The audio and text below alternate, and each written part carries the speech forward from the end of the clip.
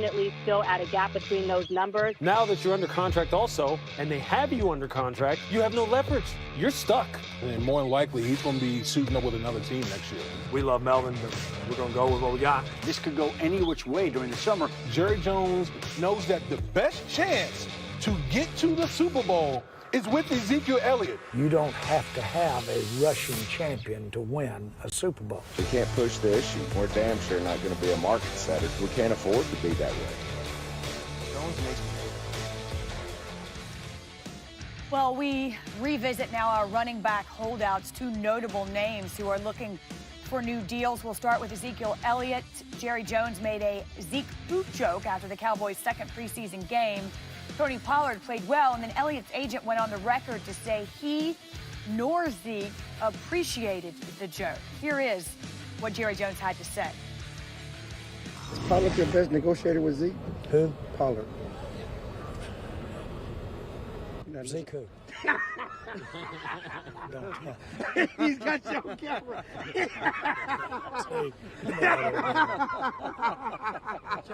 We're having fun. We're having some fun.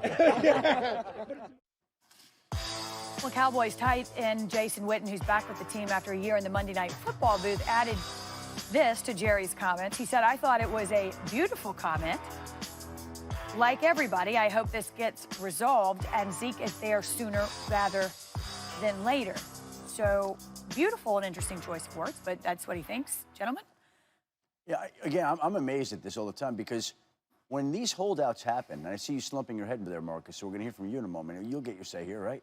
Yes. When these holdouts happen, they get very personal, emotional. It's business. Mm-hmm. Didn't you say on Baker, keep the name of another player? Man. And so, really, in a case like this, I don't think it's all that different. All it is wish Zeke the best. Hope we see him back soon. RC, right? Help me understand this. I can't help you understand that.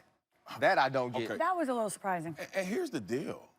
Didn't Zeke and his agent just say they felt disrespected yesterday? And how are you going to say it's a beautiful comment after that? After that, right? So here's the deal. And being in a locker room, in the NFL locker, let me take people in.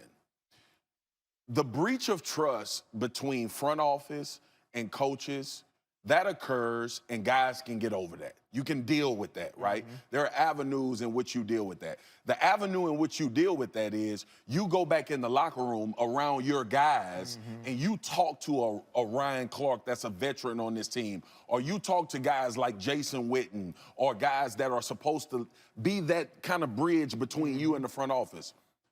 That's the issue with players speaking on other players. Because now I'm in a locker room asking myself, well, who in the hell do I talk to? If I'm having an issue with the front office, right? There is still this sentiment in the NFL that it's the front office and it's the coaches and the players. And we pride ourselves on taking care of each other. Well, you know, the biggest thing, and I always said this, especially during negotiations, that of all the four major sports, the separation of ownership and labor in football is the biggest divide or gap to me.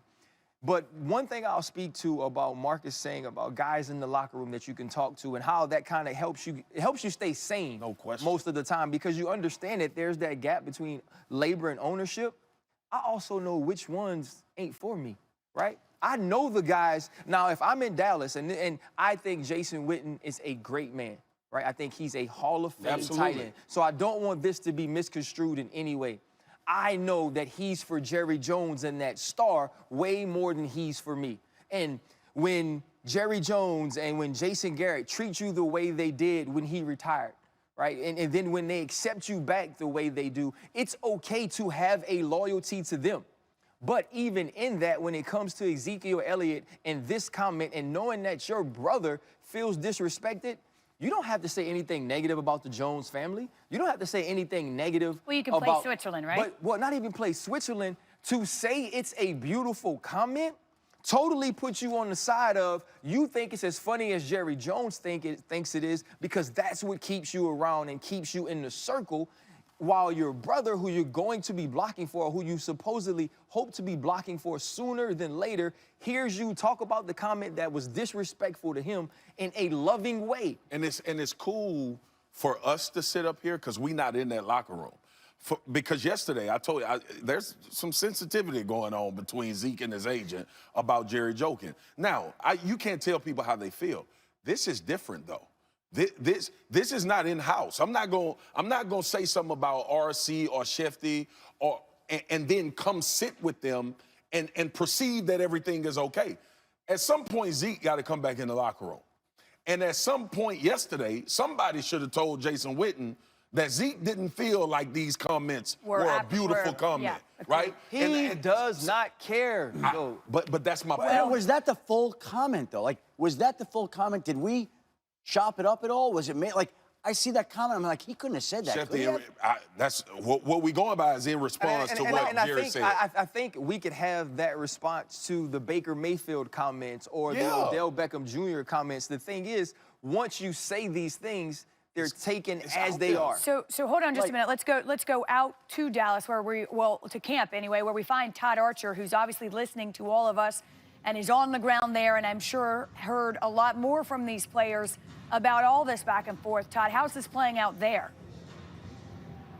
Well, honestly, Wendy, it's kind of like what it was in Oxnard. Everything's business as usual out on this field right now. And, you know, Jason Witten's comment, the beautiful comment, I think, and Marcus knows better than anybody sitting in there, that it's Jerry being Jerry. And players the agent can be disrespected and not feel good about that comment. Well, the Cowboys can feel disrespected in that a player is under contract isn't here.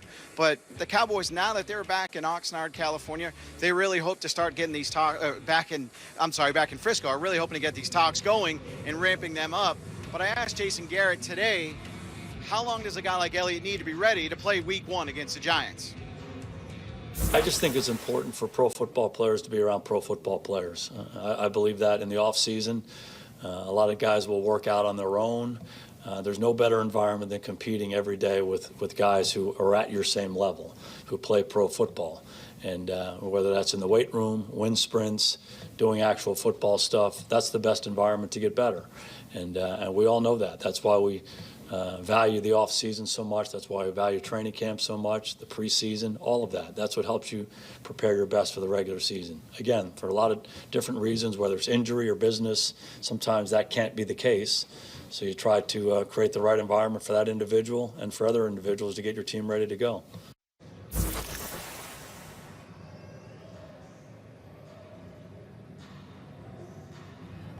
Todd, one more thing before we let you go. There is an update on DeMarcus Lawrence. Yes, he got off the physically unable to perform list today, went through going forward. Yeah, he's expected to be at practice today. They were practicing at 9 Pacific, so they should be on the practice field. And my understanding is that Antonio Brown was going to be out there today with this team. Now, he filed this grievance, again, with the hopes of trying to find a helmet that conforms to the NFL and NFLPA standards that will allow him to wear it during the season. Here's the issue. The Raiders open the season now in 20 days on Monday Night Football against the Denver Broncos. 20 days. He and his agent, Drew Rosenhaus, have been looking for a new helmet now for 6 months. They've tried 15 different helmets. None of them have worked so far. They now have 20 more days to figure out which helmet will or won't work, to get an answer on this grievance, to move forward, to get him back in action. Can you imagine a player missing a game for him? I can't even imagine that would happen, but who would have ever thought that this drama would turn out to be, arguably, the most intriguing storyline of training camp? Antonio Brown's helmet. That's what we're talking about. This is helmet 2.0 on the grievance. So that's what we got going on right now. Well, we also have Paul Gutierrez, who is with the Raiders. And Paul, if you're joining us now, there you are. How is all of this playing out on the West Coast as we talk about it here on the East Coast? Yeah. Well, I'll tell you, Wendy, it's interesting because he is in the building. They take the field here in about 20 minutes or so, 25 minutes. So we'll see if he's out there. All expectation and anticipation is that he will be out there. And, of course, everybody's going to be zooming in on the helmet to see exactly what he is wearing out there, as Adam just said. So the mood is one of anticipation, a little bit of hope. And you saw it last Thursday when he ran some pregame routes and caught some passes from Derek Carr in Arizona. It seemed like everything was great, and then when he was told the helmet was not good and he took off again on Sunday, then there was a little bit of a down factor there at camp in Napa. But the fact that he's here, we will see exactly how it plays out, how it pans out here at the end of practice today. All right, I wouldn't go far, Paul. My guess is we'll need you again. Thank you. Still to come on NFL Live, a 4-time Super Bowl champion for the Pittsburgh Steelers. He's also a Vietnam War hero. He will join us. We sit down with Rocky Bleier coming up. And Zeke Elliott and Melvin Gordon continued their holdouts looking for new contracts.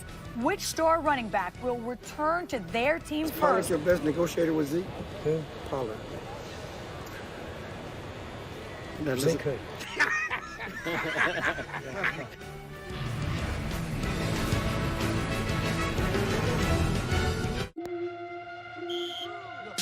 Oikos Triple Zero is the official yogurt of proving the doubters wrong.